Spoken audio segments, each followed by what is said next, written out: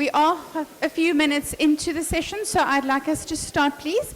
And this is a wonderful occasion. If I can just ask you to be with us in the moment. Thank you. It's a very special moment for us. We, as the organizing committee, are mindful that there's a lot of discussion and a lot of activity around this concept, the first 1,000 days. And we're privileged today to have a very rich panel of experts who have been working in their various capacities in some way or another in this space, this conception to the first 2 years of space.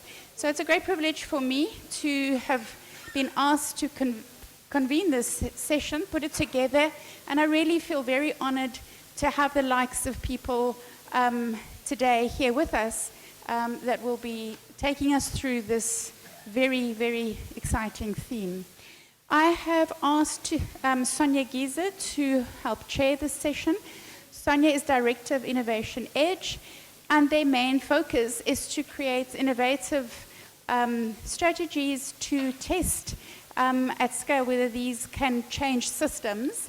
And so somebody who's very dynamic in the space of innovation, and this is innovation. So Sonia will be assisted by Janet Giddy, a very dear colleague of ours who works in the Western Cape in maternal and child health.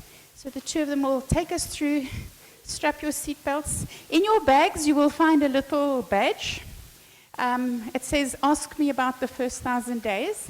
And you are only allowed to wear that if you've attended this whole session. So hopefully by the end of that, you can answer the question. So over to Sonia.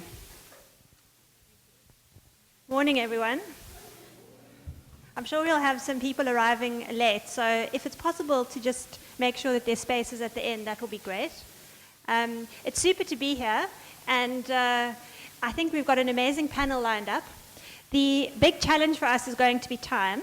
Our panelists, each of the 9 people who will be speaking, are deeply passionate about their particular topic, and so we are going to have to try and rein them in. They're a bit of a rogue bunch. Every conversation I've had with each of them this morning has been but. Before we start, I just want to say, so Janet, where's Janet? Janet here, has little cards, 5 minutes, 1 minute, and stop. So we are going to be quite strict about that. The reason is that we don't want you all to just sit here and listen to other people speak. We'd really like to have the opportunity for some engagement. So we'd like to leave 15 or 20 minutes at least at the end. We'll bring all the panelists forward over here and then open it up for discussion and questions among the audience. So hopefully they will be motivated to keep it short. The topic for the session is Thrive and Transform, the first 1,000 days, translating neuroscience into action. And we really are going to be looking at this from many different perspectives. The first speaker, who's going to set the tone with excellent timekeeping, is David Harrison. David is, for the last 6 years, has been the CEO of the D.G. Murray Trust. I'm sure all of you know the D.G. Murray Trust. Prior to that, he was with Love Life, and he was also the founder of Health Systems Trust. He's generally quite controversial, so I'm looking forward to a really interesting discussion. Thanks, David. Great, thanks very much, Sonia. I'm going to be talking about the rationale of the first 1,000 days purely through the economic lens. And I know immediately that some child rights advocates do not like that.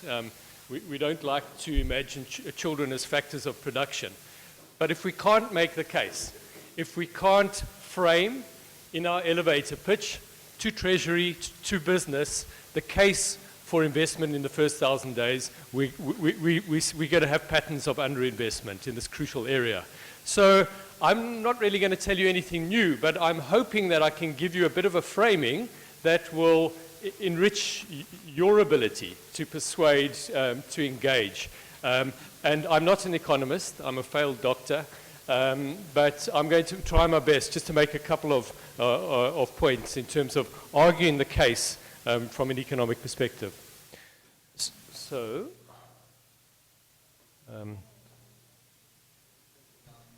Press the down arrow on the keyboard. Okay. Thank you. I suppose I've got to get rid of this. Okay.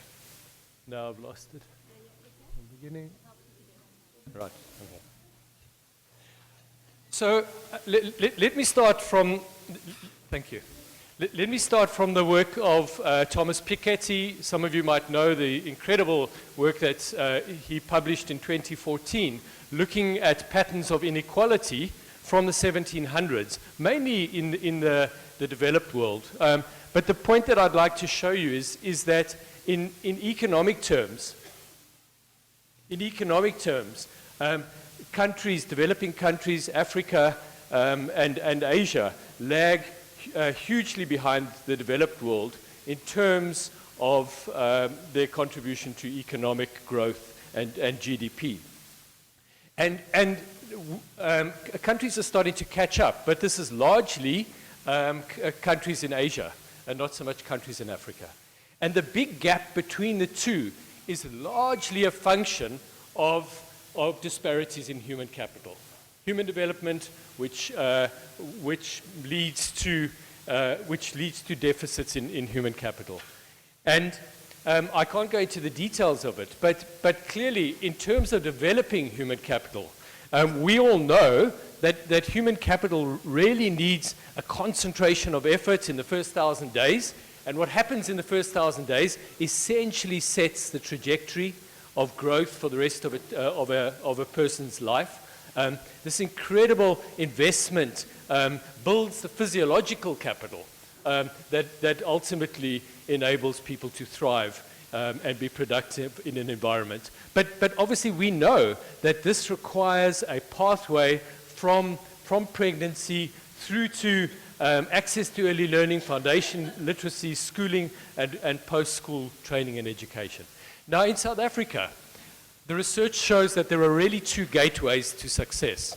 And if you manage to get through these gateways, you will succeed.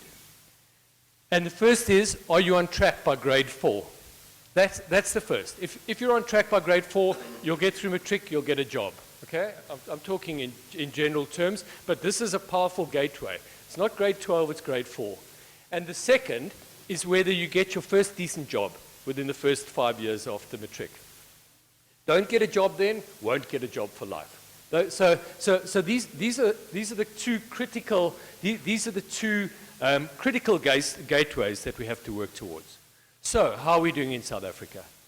1.1 million live births recorded each year. We know, we know that quite high rates of child survival now. Roughly 1.05 million children enter grade 1. 400,000 pass grade 12. 150,000 obtain a bachelor's pass. 130,000 complete university or a TVET college. Okay, so that's the massive attrition that we have in South Africa. By 25, half of that cohort that I showed you earlier are not in education, employment, or training by age 25. This is the massive, massive deficit that we have to overcome. And the consequence is that we have an economy where the skills base is simply too small to drive the type of innovation-driven economy, efficiency-driven economy that is required to generate jobs and is required to generate economic growth. So that's where we're stuck in. And the consequence of that is that the top 10% of the population in South Africa, the top decile, owns 90 to 95% of the wealth. And so you can see the cycle that is being generated here. Patterns of exclusion, patterns of disconnectedness, increasing concentration of wealth in the country, and all of the attendant social problems that we face. Now, labor productivity has increased in South Africa since 1994. Overall, the productivity of labor has gone up. But if you start breaking it down by sector, you'll see that some of the sectors that did badly from 1994, agriculture, construction, in terms of productivity, have remained poor. There are a couple that have done well. And so this is what's driving, these sort of sectors are driving the productivity gains. But this is the two-tier economy that we have in South Africa. And that stems from the patterns of schooling that we still have today. This here shows the reading and numeracy scores for children in historically white schools and historically black schools. And this bipolar distribution of educational outcomes in South Africa has not changed in the last 20 years.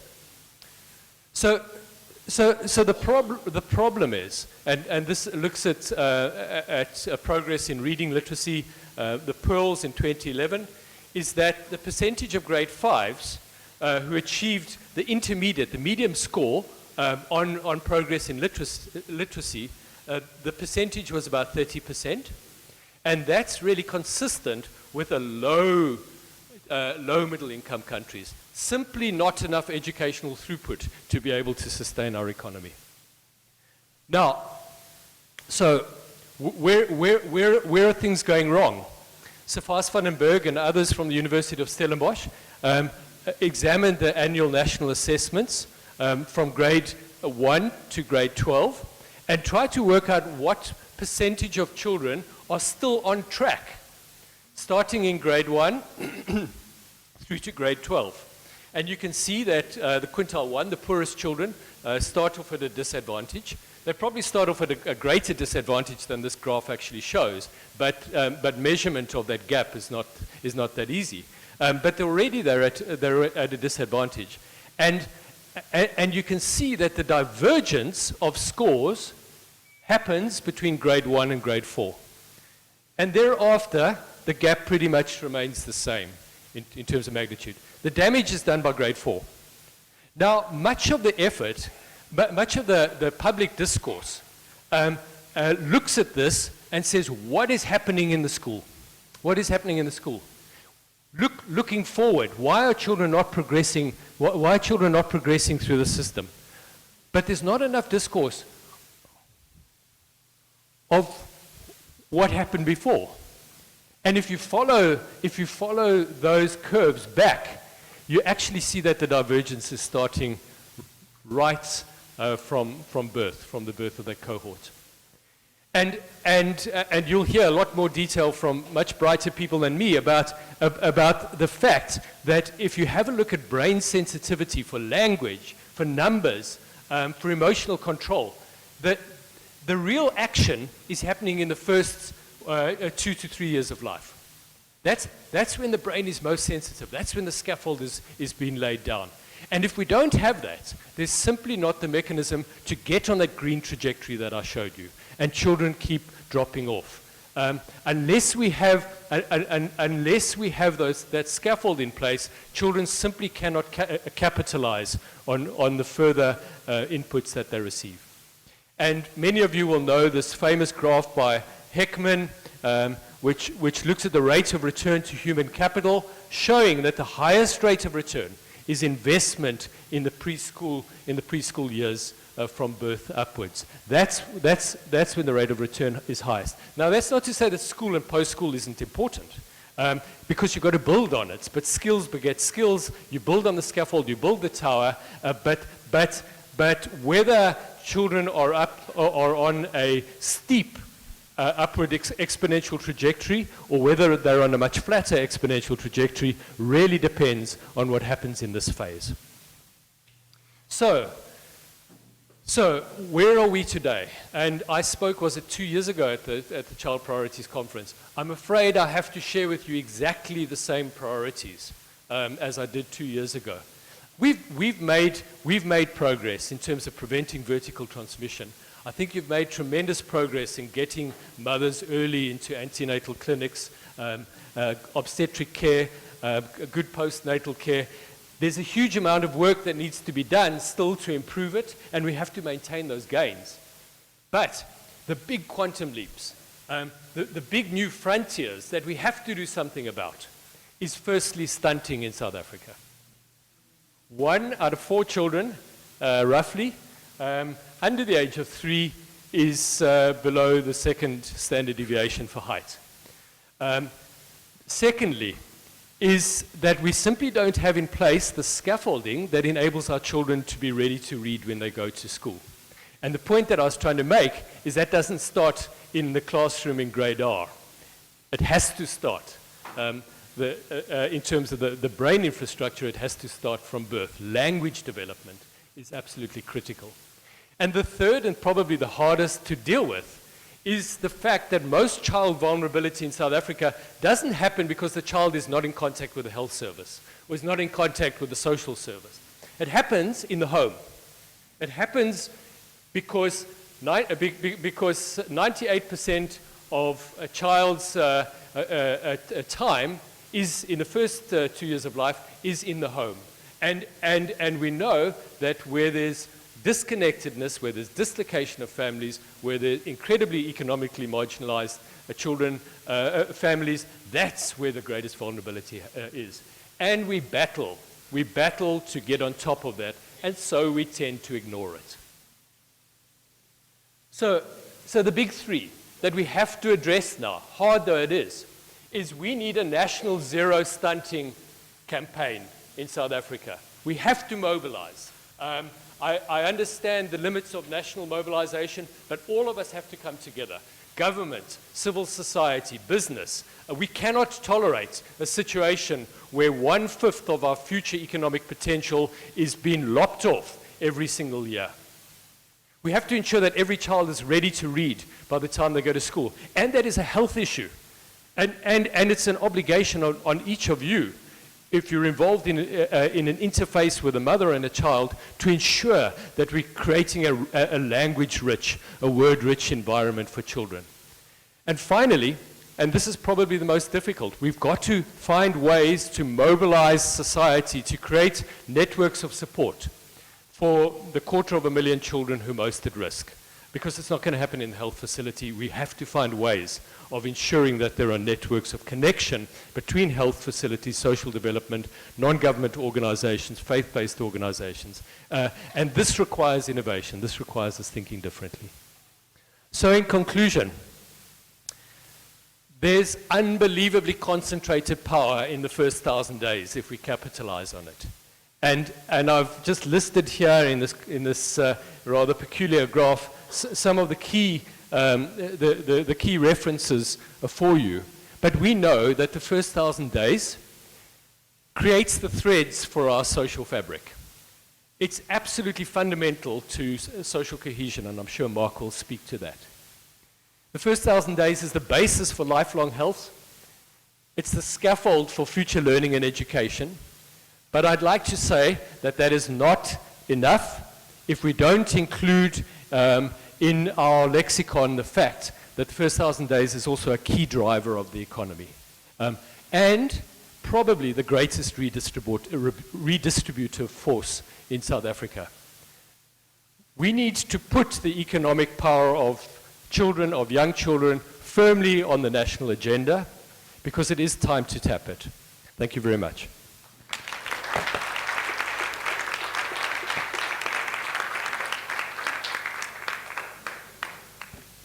Great. Well, that was a fabulous start. Thank you, David, and thank you for keeping to time. Stunting, language, disconnected families, 98%